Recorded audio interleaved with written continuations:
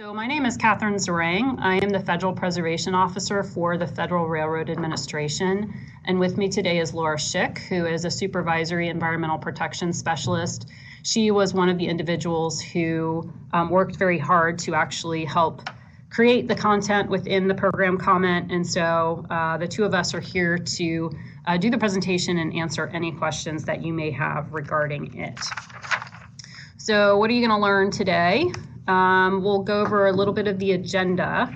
We're going to go over the history and the intent of the Section 106 program comment, and it's got actually a very long name to it. The technical title is Section 106 program comment to exempt consideration of effects to rail properties within the rail rights of way. For ease of simplicity, I am simply going to refer to it as either the program comment or the Section 106 program comment today. So we're going to go over its history and intent. And then we're going to give you an overview of what the program comment is all about, what it does, when it is applicable, key definitions and key concepts. And please note there are two approaches within the program comment, and we're going to certainly get into more detail about them as we go through the PowerPoint today. But the two approaches are, the first one is an activities-based approach, which is associated with the Appendix A exempted activities list. And the second is a properties-based approach, which isn't usable at this time until we develop guidance. So today's webinar is solely going to focus on the activities-based approach and the Appendix A exempted activities list. And again, we'll get into a little bit more detail of what those two things are and what they mean, and the proposed approaches for each. So then we're going to take a little bit of a deeper dive into the exempted activities, look at what some of the examples out there, and note any caveats or conditions that may be associated with utilizing some of the exempted activities. We're going to talk about how you as a project sponsor can actually use this. Like, okay, we've got this great tool, now what? How do we do this? So we're going to give you instruction on that. And then again, at the very end, we're going to set aside time to answer any questions that you may have. So moving forward.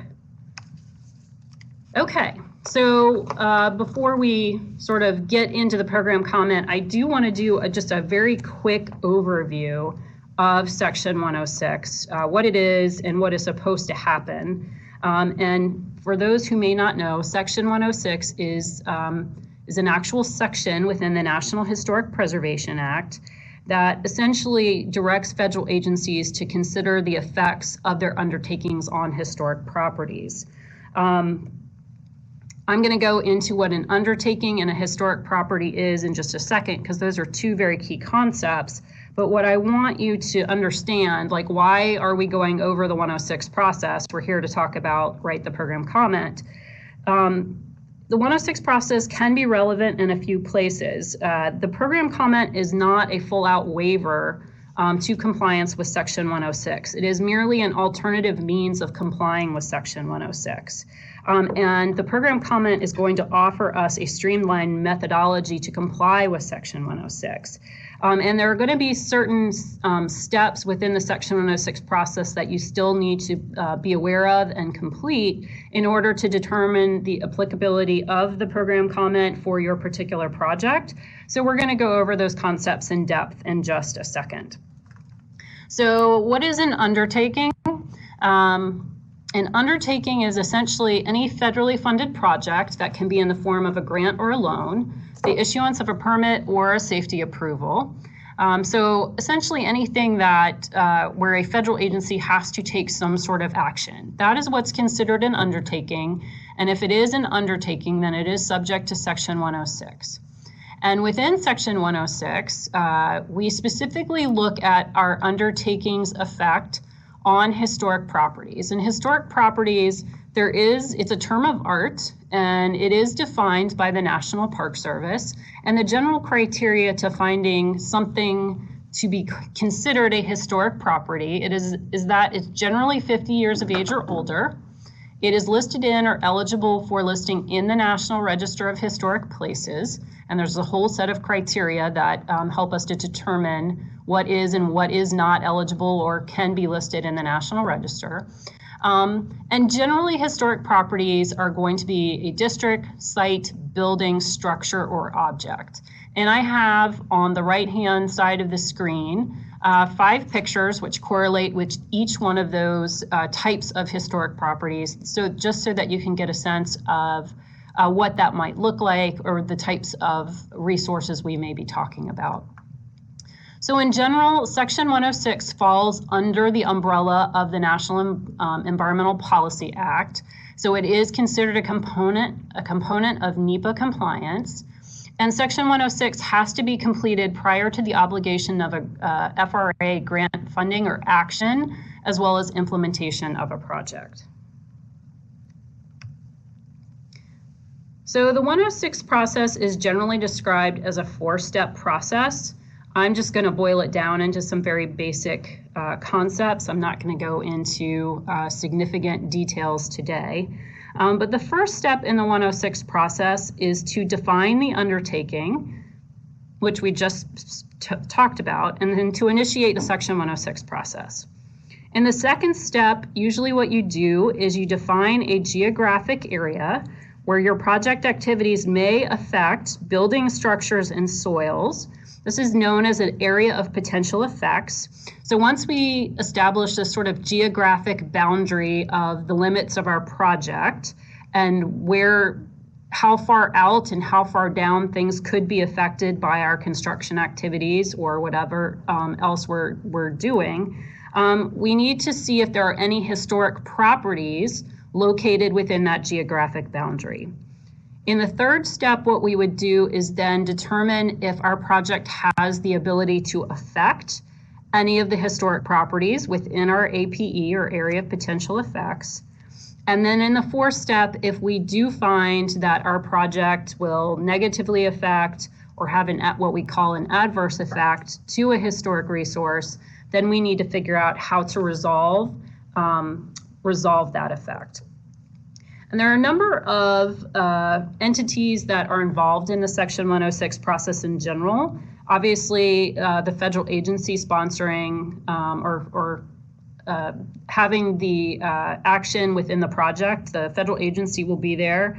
And also folks such as the State Historic Preservation Office, a Tribal Historic Preservation Office, federally recognized Indian tribes, obviously the project sponsor, as well as consulting parties, who are defined as individuals or organizations that have a demonstrated interest in the historic properties that may be affected by the project, as well as the public.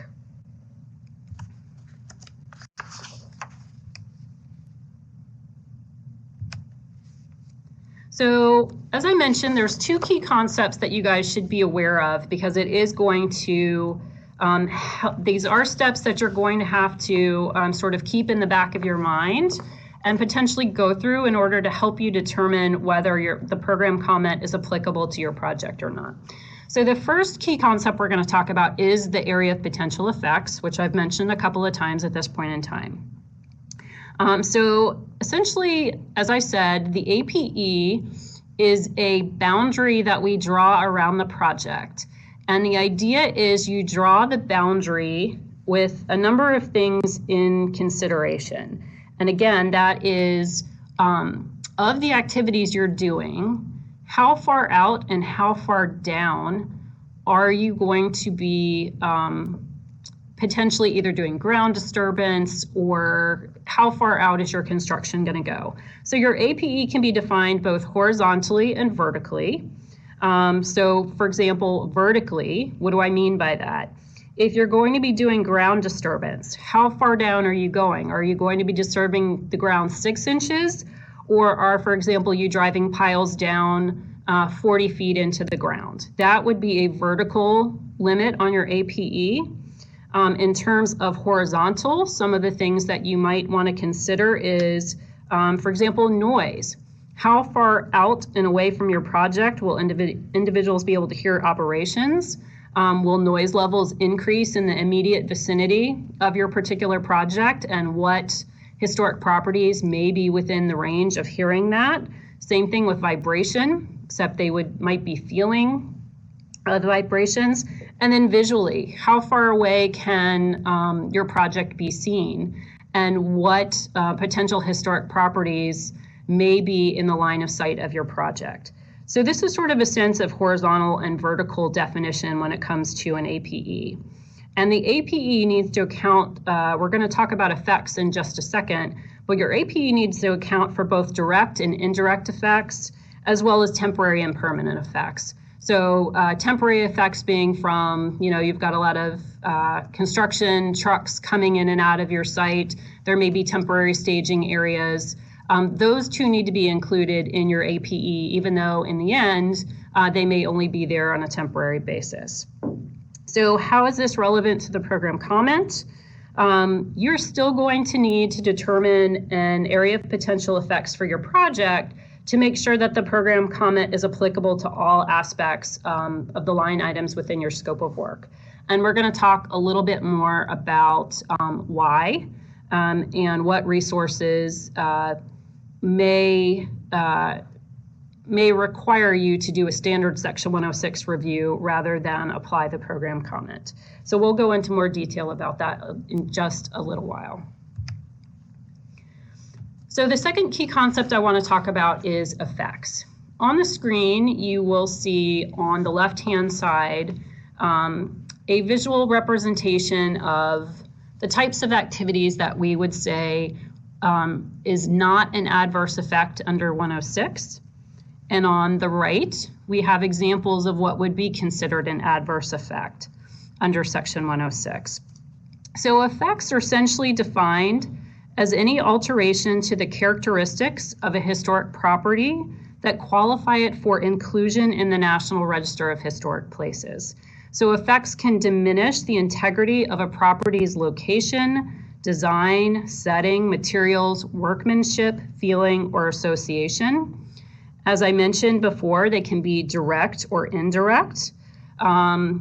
So for example, a direct effect would be the demolition of a structure. And you can see an example of that in the upper right-hand corner under adverse. You see a train station in the before and middling stages of being demolished. They can also be adverse or not adverse.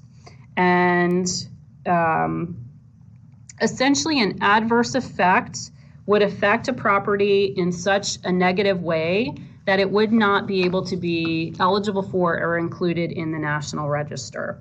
So in a very overly simplified manner, I would say that if you were to visit a site today, and then you were to go there 6 months from now, if you walked in 6 months from now and noticed a tremendous change or that the place barely seemed recognizable to you, generally that may be adverse.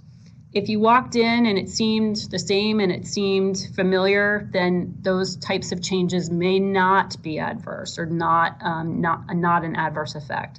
So again, I'm going to go up to the slides and just try to reiterate this particular concept.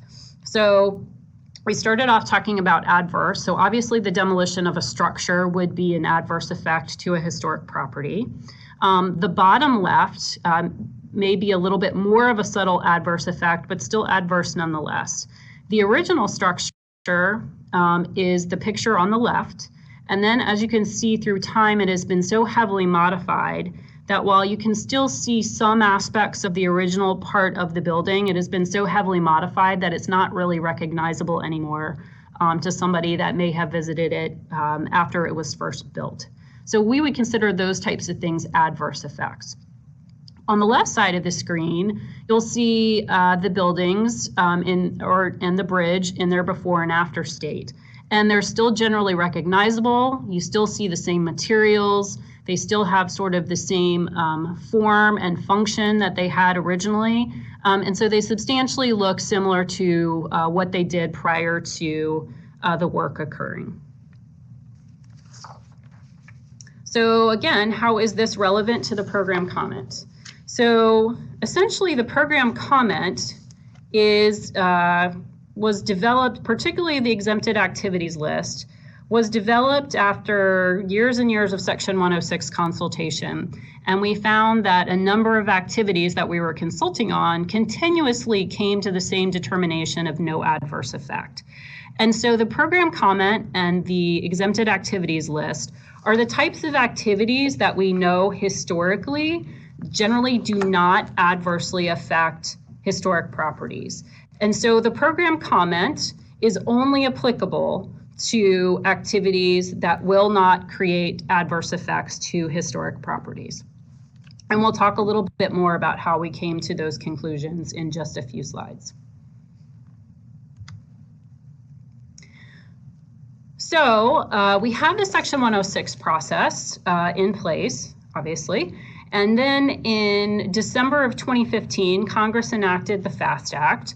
And Section 11504 of that act essentially directed the Secretary of Transportation to come up with an alternate means to comply with Section 106 of the National Historic Preservation Act, and asked that the Secretary of the Department of Transportation submit a proposed exemption for railroad rights-of-way to the Advisory Council for Historic Preservation. And the Advisory Council for Historic Preservation is the government body that oversees the regulations for compliance with Section 106 of the National Historic Preservation Act. So they essentially wrote the instruction manual for our federal agencies on how to ensure that we comply with this particular law.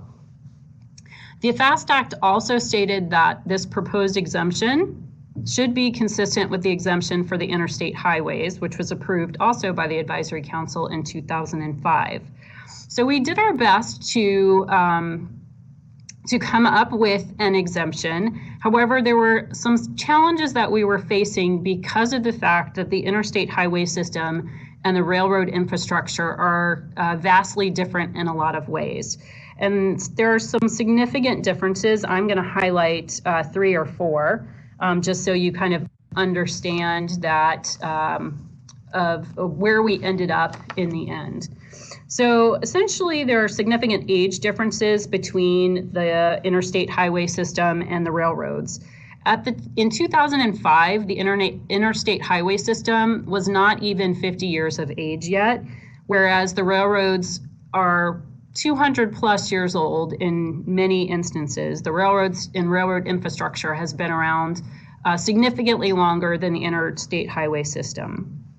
Additionally, because the interstate highway system was not over 50 years of age in 2005, it had not been considered or determined eligible for the National Register of Historic Places.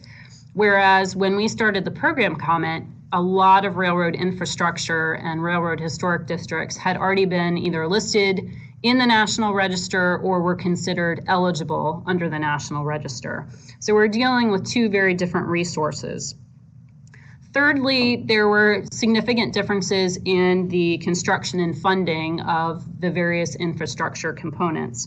So the Interstate Highway System was authorized and funded under the Federal Aid Highway Act, and construction was generally done relatively within the same time frame, utilizing the same design and construction, whereas railroads tended to be under private ownership, and so have been developed at different times, utilizing different techniques all throughout its 200 plus year history. And they can't really be looked at as the same resource. And in particular, we can look at the interstate highway system as one single resource. Whereas because railroad infrastructure was developed piecemeal and at different times and by different entities, it really represents multiple different resources. So we can't look at the railroad right-of-way as one single resource. And so we were slightly challenged with the proposal for the exemption to be consistent with the highways, but I think we came up with a happy medium. So what exactly did we end up with? So the Advisory Council for Historic Preservation, again, they have a number of alternative methodologies that allow federal agencies to comply with 106. Of course, they have to sort of bless these alternative methodologies. So in the end, what they issued was a program comment, but it has exempted categories in it. So that was our balance of the two in terms of trying to mimic as best we could the interstate highway exemption. And at this point, if you wanted to, you could pull up the program comment full text or the Appendix A exempted activities list, and you could sort of get a quick glance and see what that looks like. There will be other times within the webinar where it would be appropriate to pull that up as well. So how did we come to and develop the program comment? So the DOT and all of the modes within it, the Federal Railroad Administration, Federal Transit Administration, Federal Highway Administration, as well as the U.S. DOT Office of the Secretary, worked hard to draft the proposal for the Advisory Council. And then throughout 2016 and 2017, we engaged with a number of stakeholders, both historic preservation stakeholders, industry stakeholders. We held webinars, we attended professional conferences, and we allowed the public to also provide comment and input via the Federal Register. So we had a pretty robust outreach to all of the individuals that may have had an interest in the development of this particular document, as well as the outcomes that the document would represent. And so at the end of that, the ACHP issued the final program comment on August 17th of this past year, 2018, and they announced it in the Federal Register on August the 27th, or sorry, August the 24th.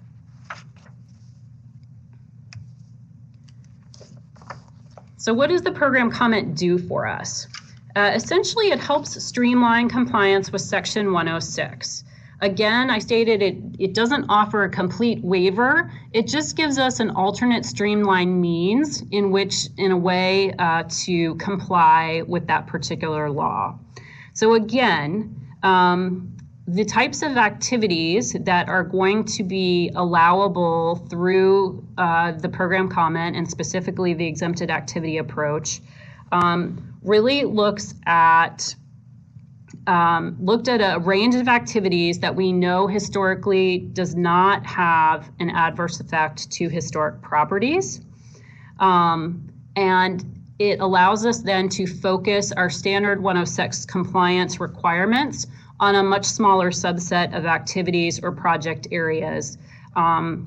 And it is for use, any federal agency, any DOT mode or federal agency can utilize the program comment, including permitting agencies such as the Coast Guard or the Army Corps of Engineers. So one of the things I think I forgot to mention at the beginning of the webinar is we are going to have these sort of pop quiz poll questions for 3 times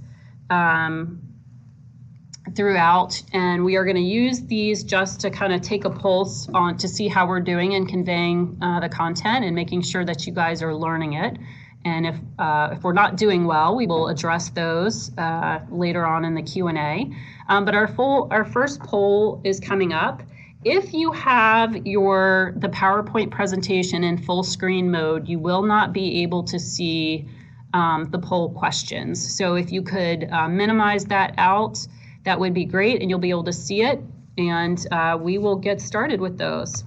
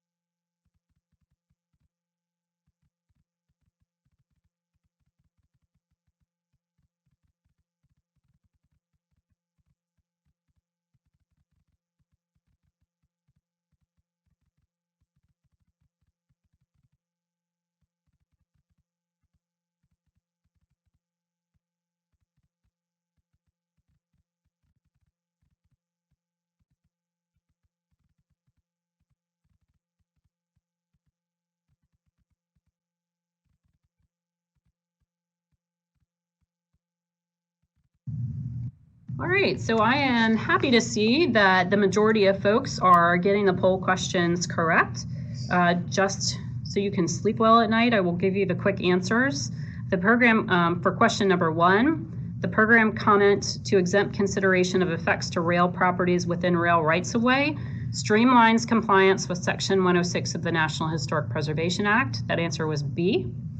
It is true that a historic property is generally 50 years of age or older, eligible for or listed in the National Register of Historic Places, and can include prehistoric resources. And it is also true that the demolition of a historic property would cause an adverse effect and therefore is not the type of activity that can be covered by the program comment.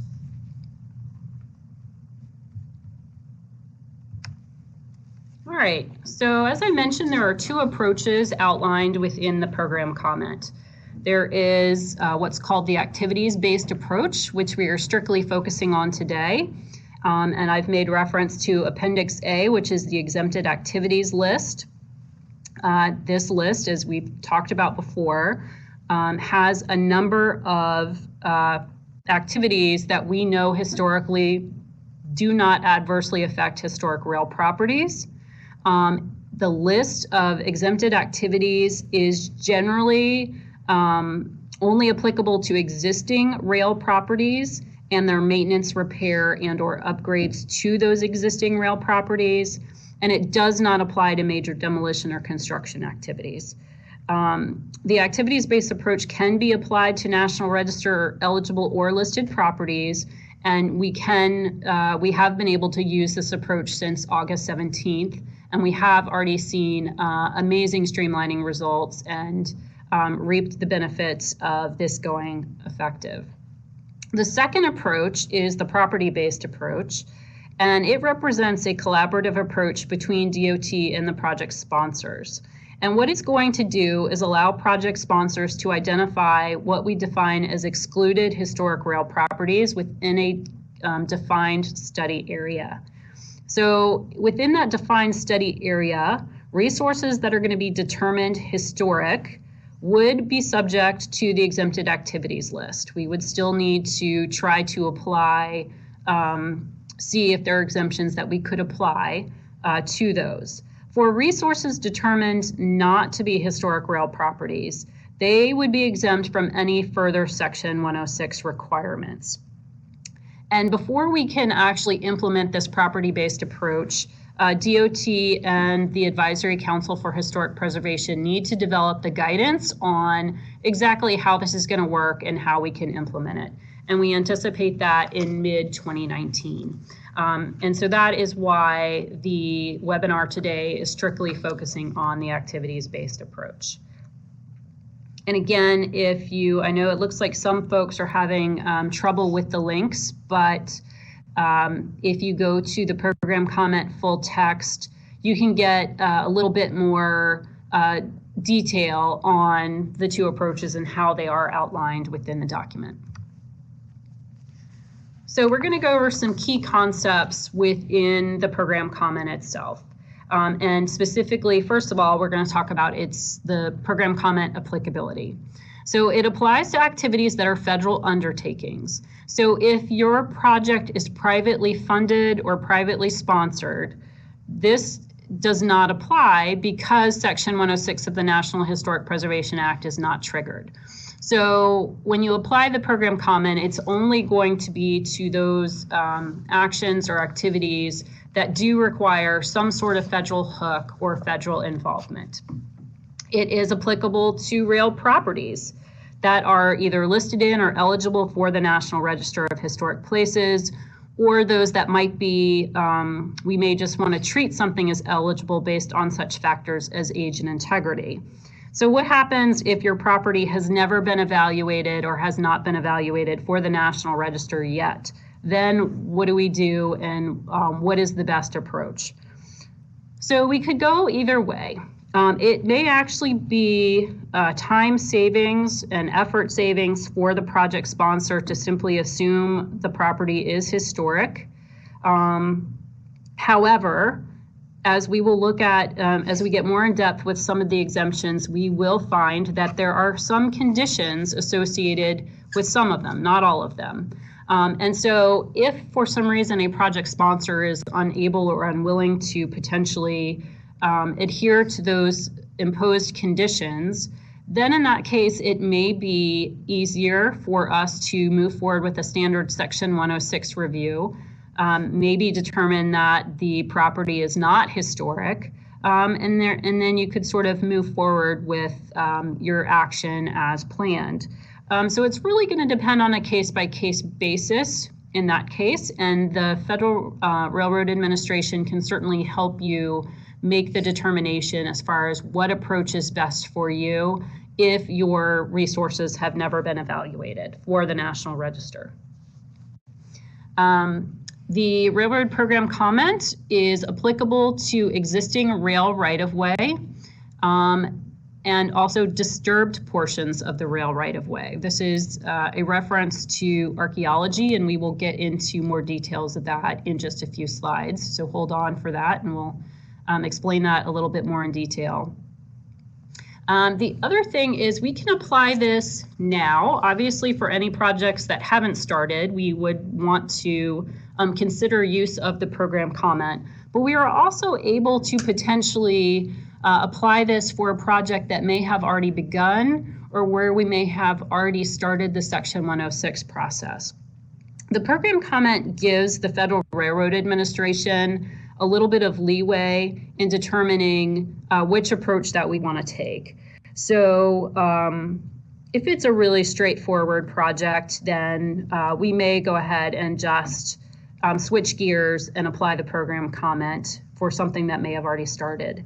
However, if it's a project that has been ongoing or there has been extensive coordination with the State Historic Preservation Office, or already resulted in conditions agreed upon between the State Historic Preservation Office and this project sponsor, or if there's been extensive consulting party outreach, we may, FRA may elect to continue to deal with that project under the standard Section 106 process.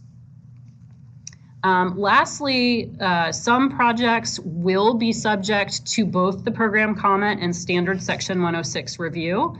So what we'll do is we'll apply the program comment to as many line items within a scope of work as possible to reduce what activities we actually have to do a standard Section 106 review on.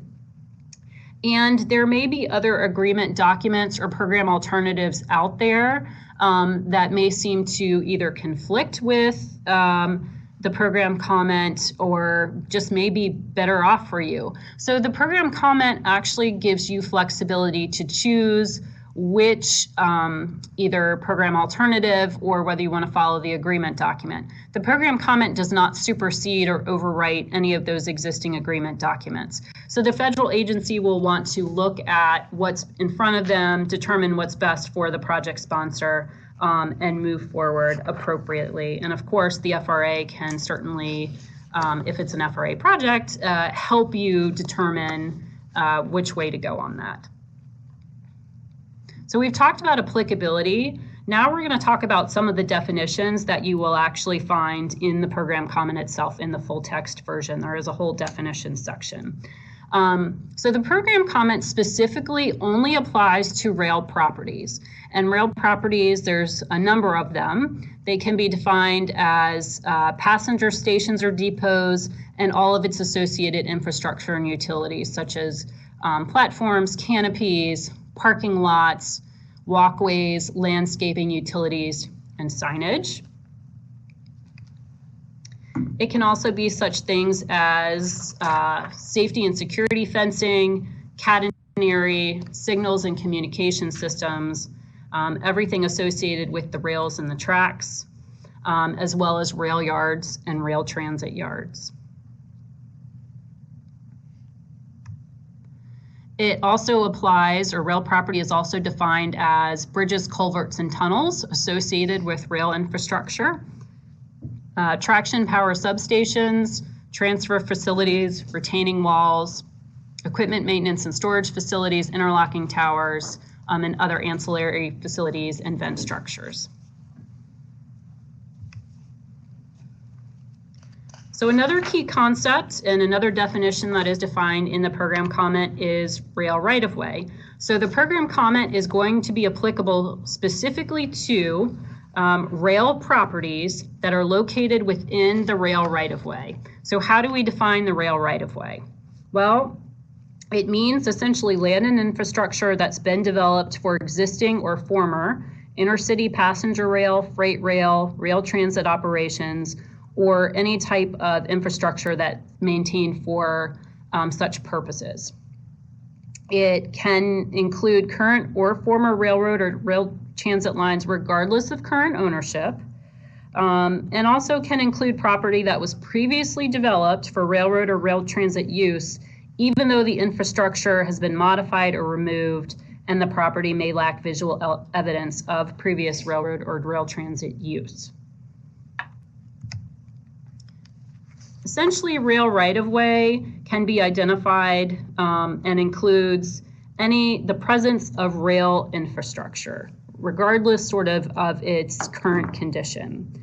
However, it does not include land that has never been developed for rail usage. So even if a railroad company purchased land with the intent to develop it, but didn't get around to actually developing rail infrastructure within that parcel of land, that parcel of land would not be applicable, or the program comment would not be applicable to that undeveloped parcel of land.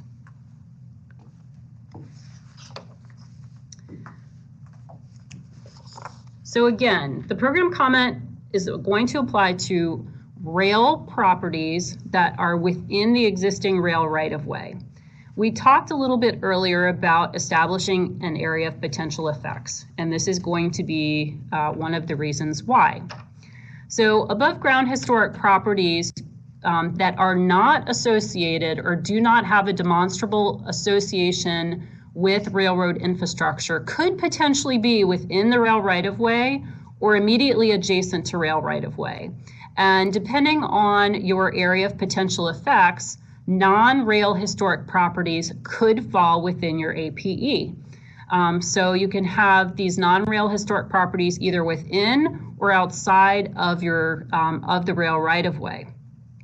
If you look at the pictures on the right, you will see examples of, in the top photo, you'll see some residential structures that are immediately adjacent to a transit line. Those would be the program comment would not be applicable to something like that. You could have other urban situations where you have commercial or municipal buildings immediately adjacent to tracks or railroad lines. And again, the program comment is not, cannot be applied to those. Those resources would still need to be considered under the standard Section 106 review.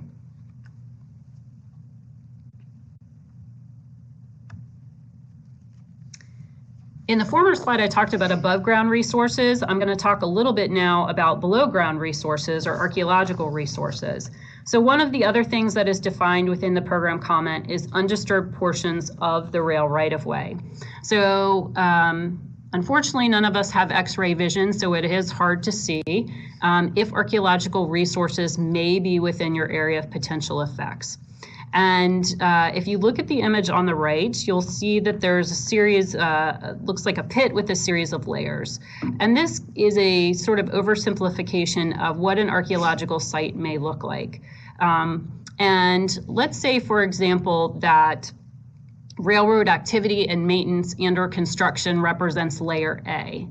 But layer B may represent something, and layer C may still be intact, undisturbed, and represent periods of history that have not necessarily been disturbed by railroad activities. So it is possible that there is a disturbed layer on top of undisturbed layers. And so we are still concerned with the undisturbed portions of the rail right-of-way. And the program comment is not applicable to those undisturbed portions.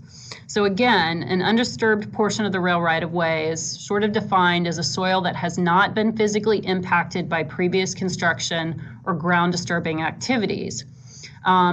And we'll talk a little bit more about this, but one of the questions that we've gotten is, well, what kinds of things constitute proof that a particular area is disturbed, or undisturbed for that matter? And so the types of things that the FRA is going to look for when a project sponsor proposes that the program comment is applicable and that all of their areas undisturbed, the types of things that we may ask for or may look for in terms of proof are archaeological reports, auger tests, research by a Secretary of Interior qualified archaeologist, maintenance and or construction records, hazardous materials remediation records, and there's certainly other types of resources that may help show that an area is either disturbed or undisturbed. And if you have any questions, certainly FRA staff can help assist you in making those determinations as far as what is appropriate.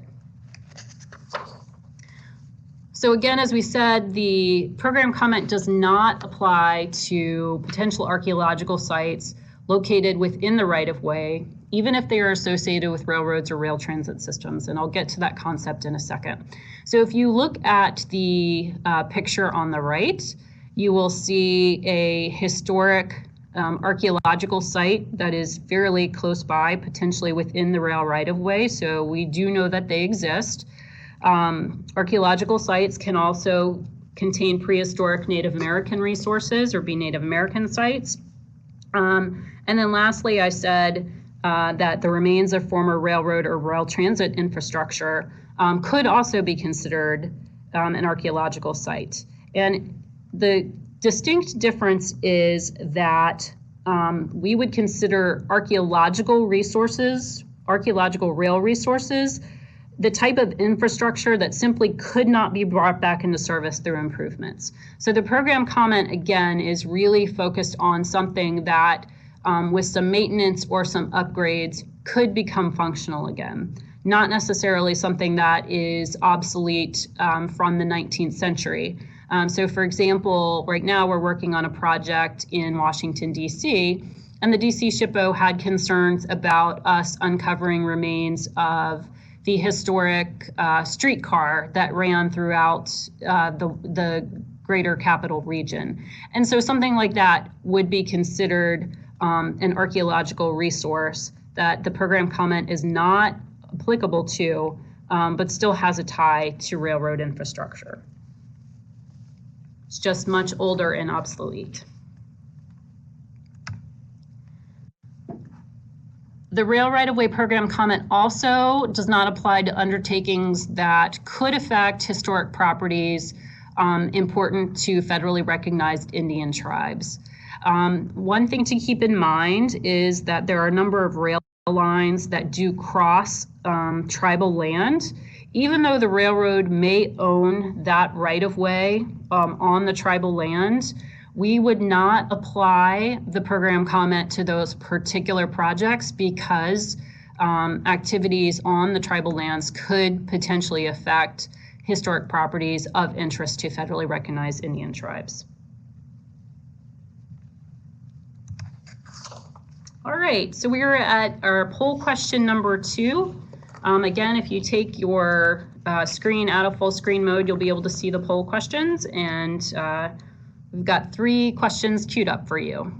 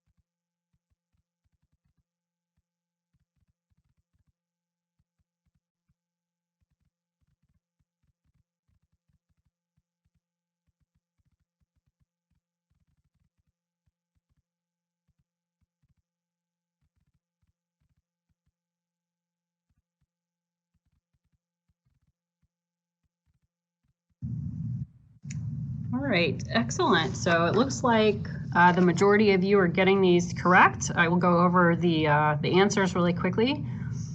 So on question number 1, my project involves minor maintenance and repair of a train station and its associated parking lot, passenger walkways, and landscaping. Because these are defined as rail properties, the program comment activities-based approach may be applicable. That is true. Question number 2, which of the following triggers a standard section 106 review?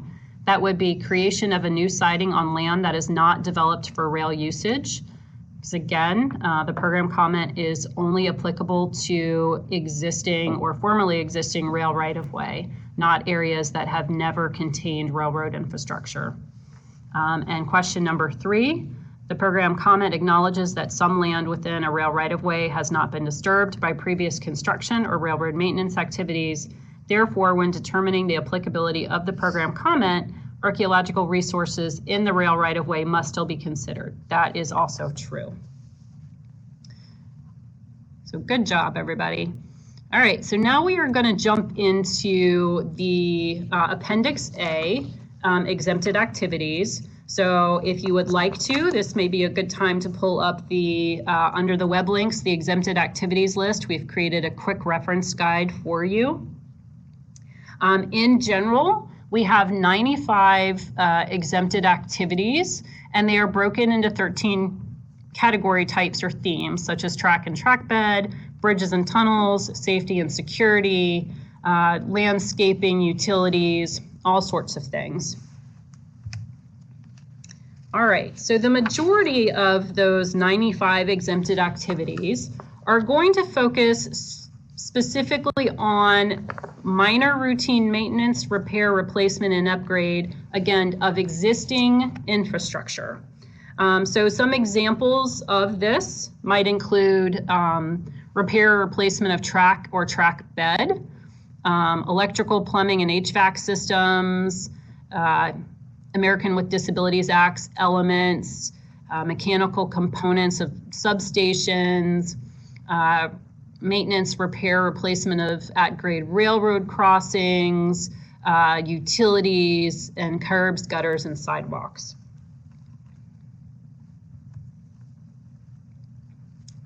The exempted activities are not going to cover substantial new construction projects, such as the complete construction of a brand new train station or major additions to existing facilities, the demolition of existing buildings, bridges, or other structures.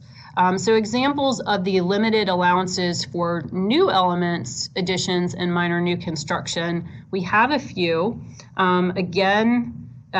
Some of these are going to be confined to areas that are not publicly accessible within a station or a depot, such as the installation of fire alarms or HVAC systems or electrical systems.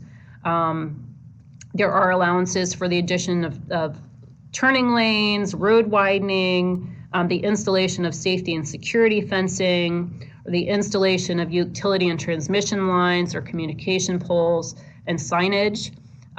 You will see that there is an option for minor new construction of storage buildings, train car service and inspection facilities, trailers or temporary structures such as fueling station, in areas of the rights-of-way where similar infrastructure already exists. So you'll also see that there are 2 stars to that, and there is a caveat or a condition if you were to pursue applying the program comment to this type of activity. And that would be that that activity has to be done under the supervision or performed by an individual that meets the Secretary of Interior professional qualifications. And I'm going to talk about what those are in just a moment. But I want to sort of try to come back to or explain the substantial versus minor construction comment, because we've gotten a lot of questions about this already in the short time that the program comment has been alive. So again, the program comment is really only applicable to minor things, not substantial or major construction projects. And again, taking this back to a very oversimplified summary, if you were, again, to visit a place today and then visit that same place 6 months from now, if it looked relatively the same, we might consider that minor construction type of activities. If the place was unrecognizable or looked completely different or was substantially modified in any way, we would consider that more substantial. And again, the program comment is equivalent to minor activities, not substantial activities.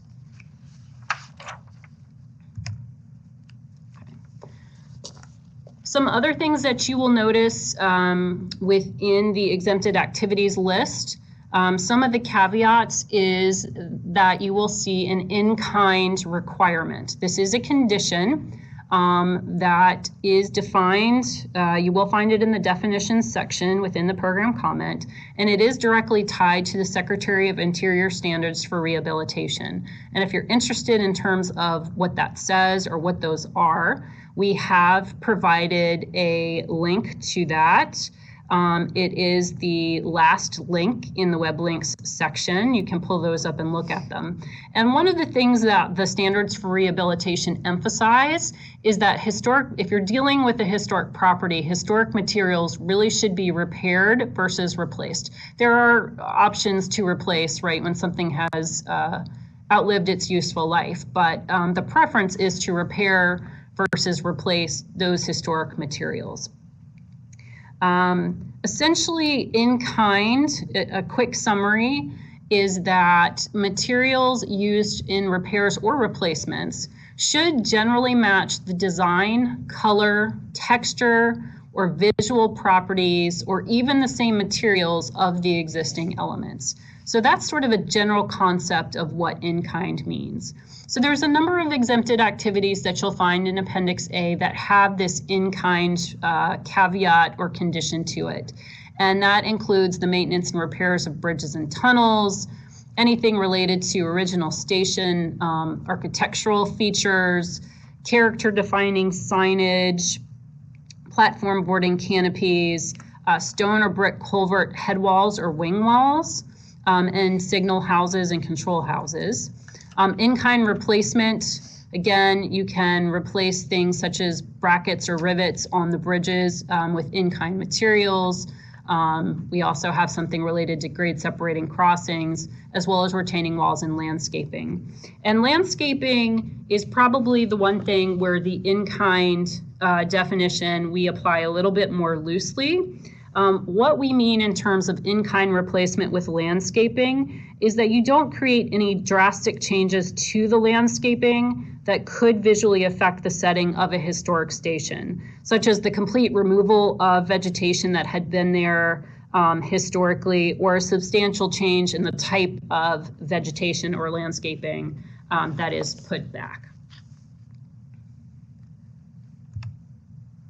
Oops. Okay, sorry, skipped over a slide. So one of the last caveats we'll see, there are some things within the exempted activities list that you will see does require the activity to be performed or supervised by a Secretary of the Interior professional, and they have certain qualification standards. If you are interested in seeing what those are, we have provided that web link, the Secretary of Interior Professional Qualification Standards. Generally, to sum it up, who these individuals are, they generally hold a graduate degree in something related to historic preservation, such as historic preservation, architecture, archaeology, or closely related field, and also have relevant professional experience on top of their graduate degree.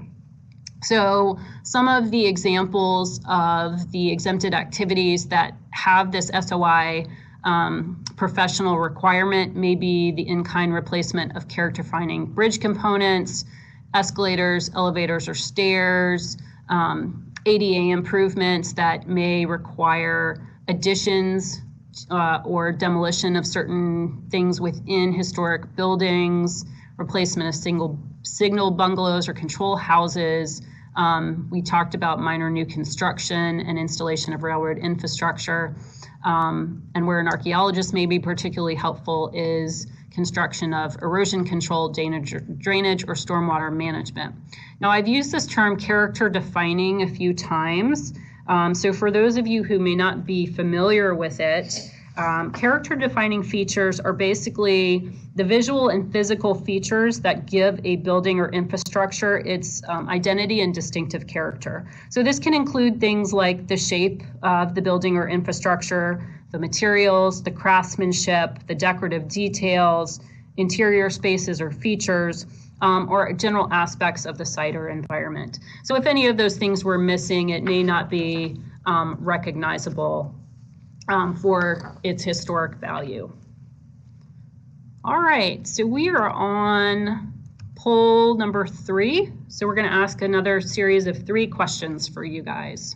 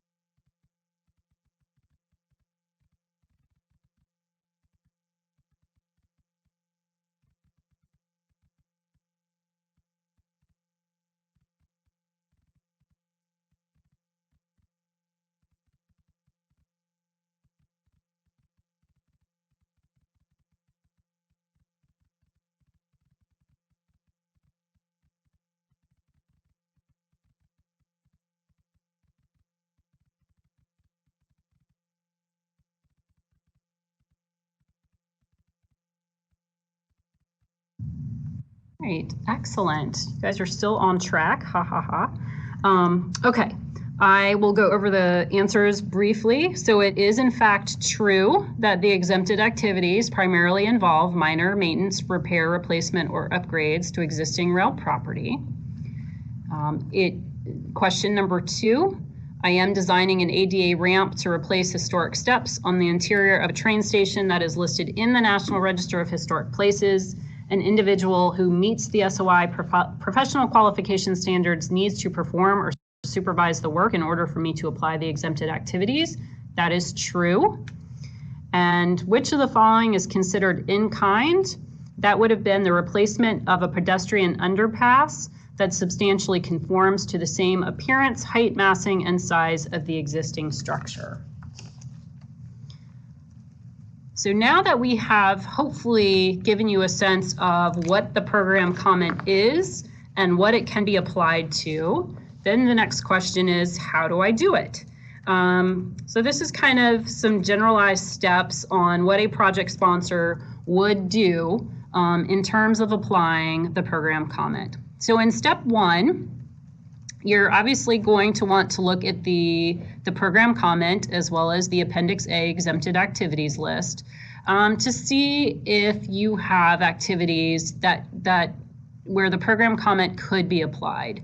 Again, in this step, you are going to want to sort of define your area for potential effects to ensure that everything you're talking about is within the rail right-of-way and involves only rail properties. If there's anything that is not a rail property or is outside of the rail right-of-way, we may need to do a standard Section 106 review for those particular resources or activities where the program comment may not be applicable.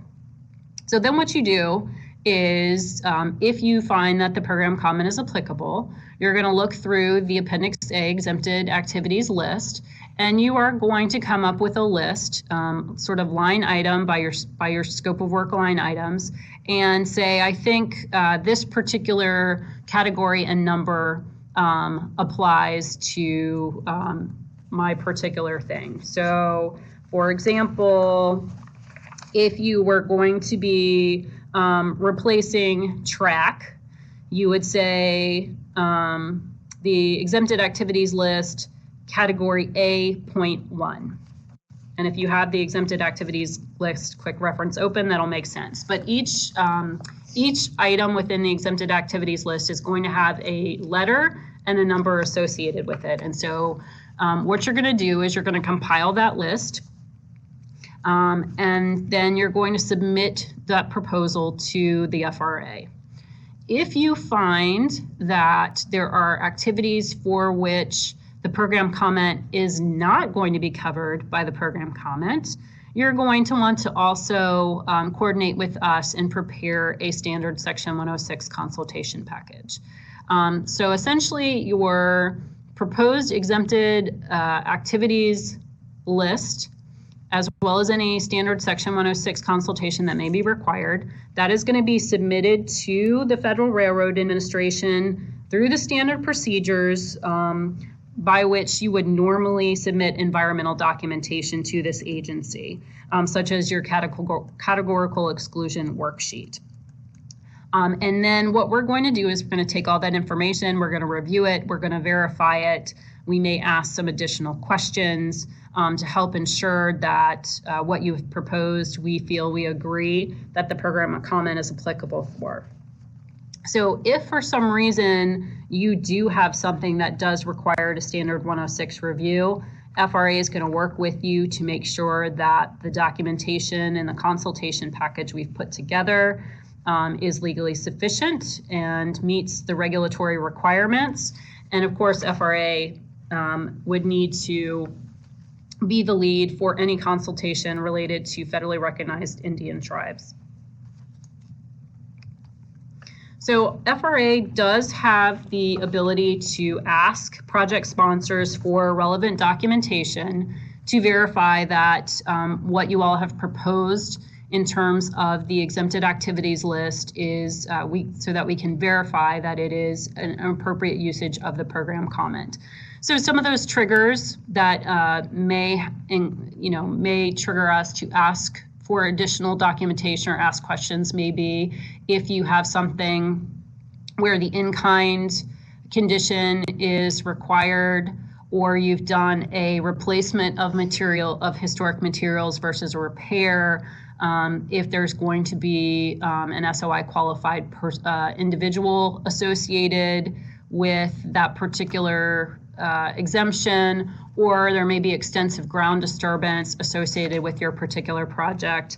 So the type of documentation that you may want to consider submitting with your environmental documentation are plans, photographs, material specifications, a justification on why you replaced historic material or historic fabric rather than repaired it, SOI qualified professional credentials, and we talked already a little bit about the types of documentation you could provide in terms of proving previous ground disturbance.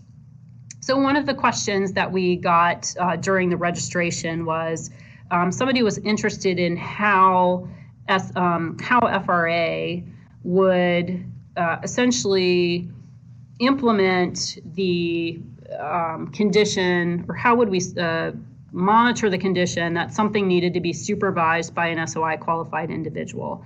And I would say that FRA might want to review final plans.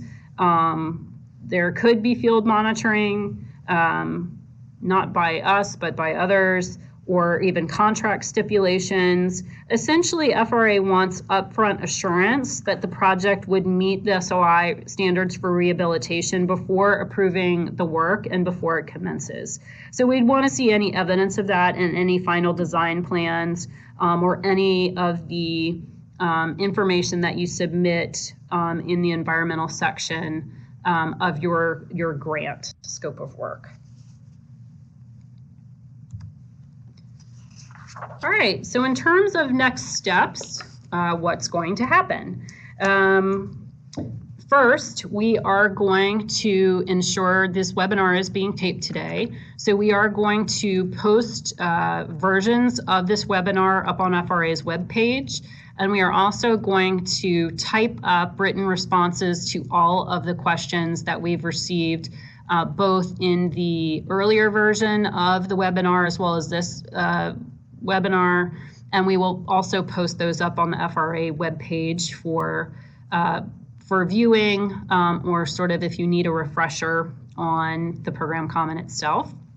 We also intend to, as DOT and as in the various modes, create frequently asked questions for the exempted activities approach. We intend to have those posted to our website.